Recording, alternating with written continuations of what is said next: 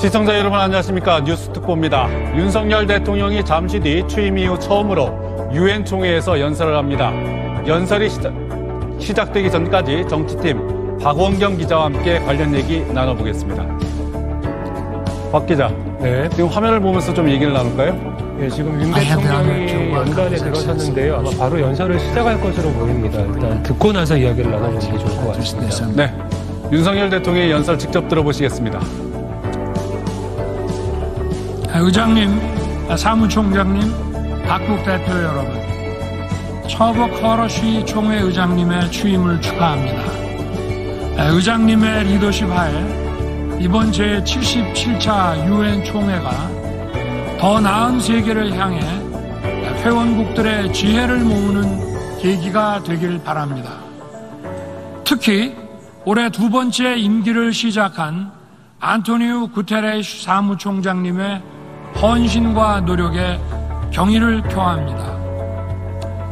유엔 헌장은 더 많은 자유 속에서 사회적 진보와 생활 수준의 향상을 촉진할 것을 천명하고 있습니다.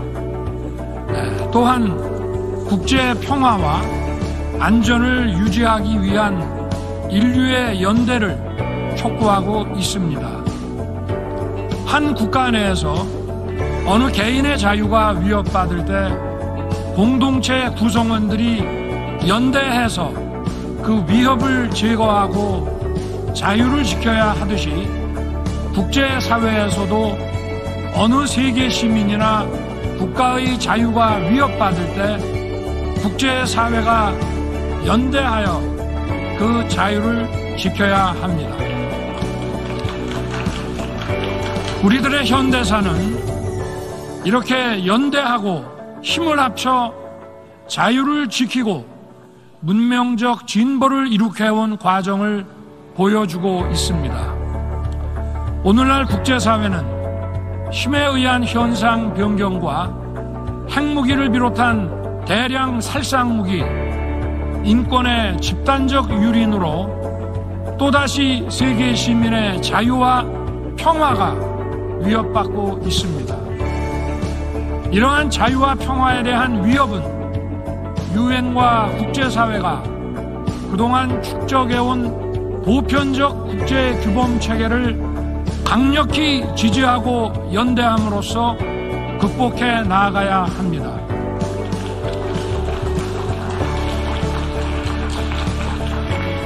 이번 유엔 총회의 주제인 분수령의 시점은 우리가 직면한 글로벌 위기의 심각성을 대변함과 동시에 유엔의 역할이 그 어느 때보다 막중하다는 것을 의미합니다.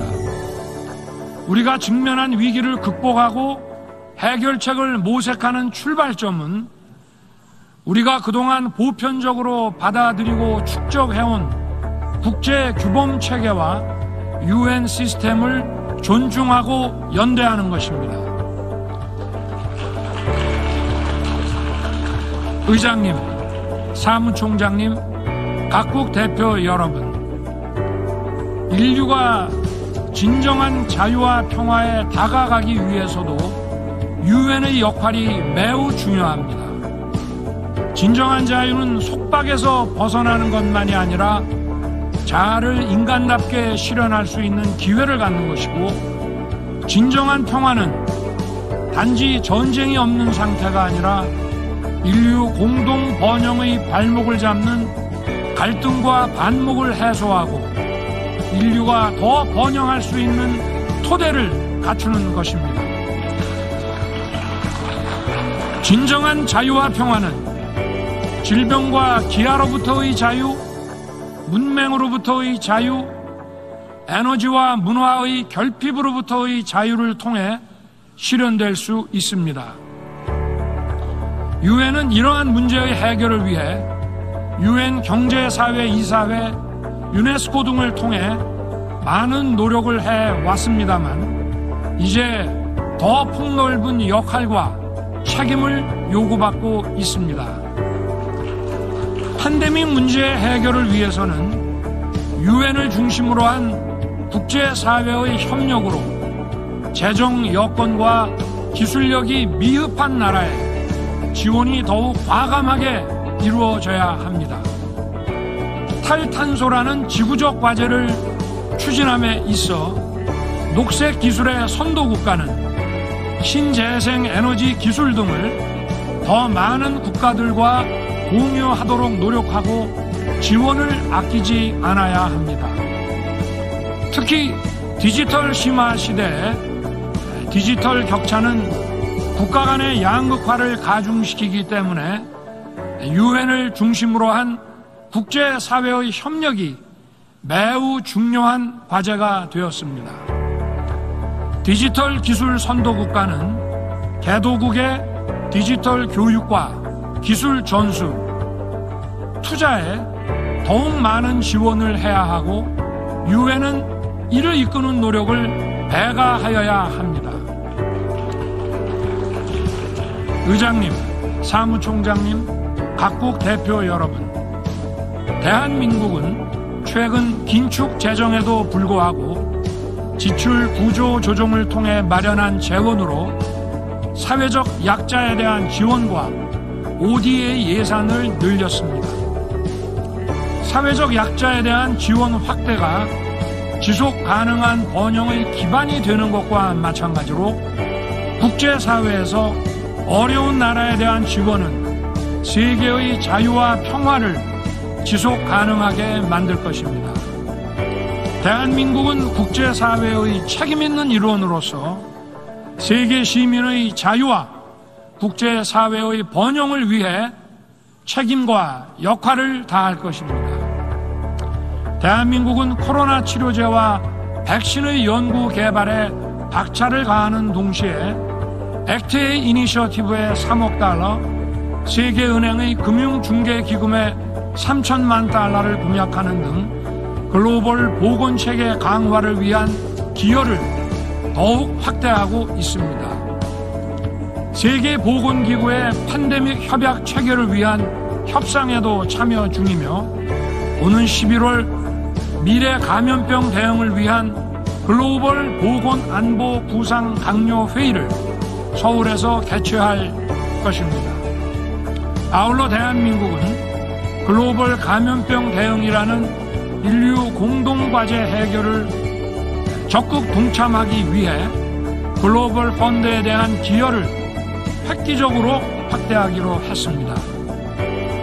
기후변화 문제에 관해서도 대한민국은 그린 ODA를 확대하고 개발도상국의 저탄소 에너지 전환을 도울 것이며 혁신적 녹색 기술을 모든 인류와 공유하기 위해 노력할 것입니다. 대한민국은 이미 오래전부터 전자정부 디지털 기술을 개도국을 비롯한 많은 나라에 이전하고 공유해 왔습니다. 대한민국은 지금 디지털 플랫폼 정부를 추진하고 있습니다. 디지털 기술로 민주주의와 행정 서비스 그리고 복지 서비스를 획기적으로 업그레이드 시키는 원대한 시도입니다. 앞으로 이러한 디지털 기술과 데이터를 더 많이 공유하고 지원과 교육 투자에 노력을 아끼지 않겠습니다. 의장님, 사무총장님, 각국 대표 여러분, 우리가 직면하고 있는 글로벌 위기에 대한 해결책으로 UN 시스템과 보편적 국제 규범 체계가 과연 유용한 것인지에 관해 지금 현재 시험대에 올라 있다고 할 수 있습니다. 그러나 우리가 현재 직면하고 있는 이 위기는 자유라는 보편적 가치를 공유하고 자유를 지키고 확장하기 위해 함께 노력해야 한다는 확고한 연대의 정신으로 해결할 수 있습니다. 그러므로 자유와 연대의 정신에 입각한 유엔의 시스템과 그동안 보편적으로 국제사회에서 인정받아온 규범 체계가 더욱 강력하게 지지되어야 합니다.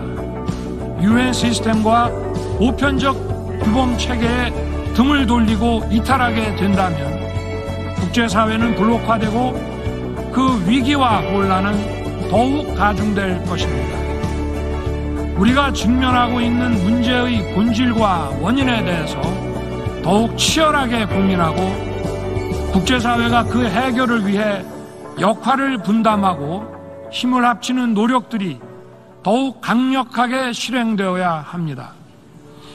이러한 전환기적 위기의 해결책으로서 세계 시민과 국제사회의 리더 여러분들께 유엔 시스템과 보편적 국제규범 체계에 대한 확신에 찬 지지를 다시 한번 호소합니다.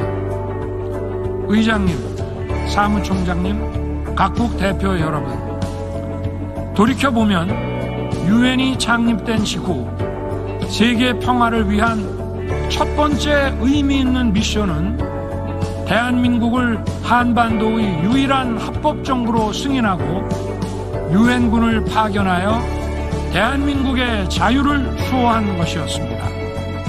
이러한 유엔의 노력 덕분에 대한민국은 이렇게 성장할 수 있었습니다.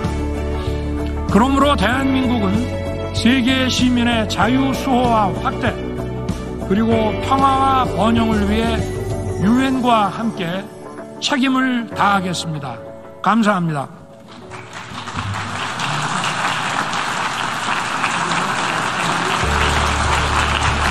On behalf of the Assembly, I wish to thank the 윤석열 President. 대통령의 유엔 총회 연설 들으셨습니다. 네, 박홍범 기자와 계속 얘기 나눠보겠습니다. 네. 박 기자. 자, 연설의 주요 내용 간단히 정리해 주시죠. 네, 윤 대통령이 이제 10여 분가량 연설을 했는데요. 핵심 키워드를 꼽자면 자유와 연대, 국제사회에 대해서 대한민국이 좀 더 많이 기여를 하겠다. 그리고 유엔 체계와 보편적 국제규범에 대해서 지지를 호소한다는 게 제 세계의 가장 큰 키워드라고 할 수가 있겠습니다. 네. 자유와 관련해서는 취임사와 광복절 축사에서도 윤 대통령이 강조를 했었는데요. 이번 기조연설에도 강조를 했습니다. 우리 세계가 직면한 문제를 해결하기 위해서는 국제사회가 자유라는 가치로 가치를 공유하는 국가들이 연대해야지만 이 문제를 대처할 수 있다. 이런 이야기를 했고요. 또 하나 지금 현재 발생하고 있는 문제들이 힘에 의한 현상 변경이나 인권 유린 등에 의해서 자유가 위협받고 있다. 이 자유 위협받고 있는 국가들은 다른 국가들이 연대해서 해결해야 된다라는 메시지를 전했습니다. 그리고 대한민국이 이제 국제 원조를 받다가 이제 원조를 주는 유일한 국가로 이제 꼽히고 있는 상황인데요. 네. 윤 대통령은 이와 관련된 언급을 하면서 글로벌 리더 국가를 강조하고 있는데 국제사회에서 대한민국이 좀 더 많은 기여를 하겠다라는 이야기를 했습니다. 그리고 또 하나 눈에 이제 띄는 부분은 북한 문제나 북핵 문제가 이번에 언급될지 관심이 많았었는데 직접적으로 언급되진 않았습니다. 다만 유엔 시스템과 보편적 국제규범에 대해서 지지를 호소한다 이런 이야기를 했는데 북한 문제와 관련해서 유엔 안보리 제재에 대한 이행이나 안보리 결의에 대한 이행을 촉구했다라는 메시지가 오늘 기조연설에 녹아있다라고 해석할 수는 있을 것 같습니다. 네. 박홍기 기자 잘 들었습니다. 네, 윤석열 대통령 유엔 총회 연설 관련 소식은 모닝와이드에서 자세히 전해드리겠습니다. 뉴스 특보를 마칩니다. 고맙습니다.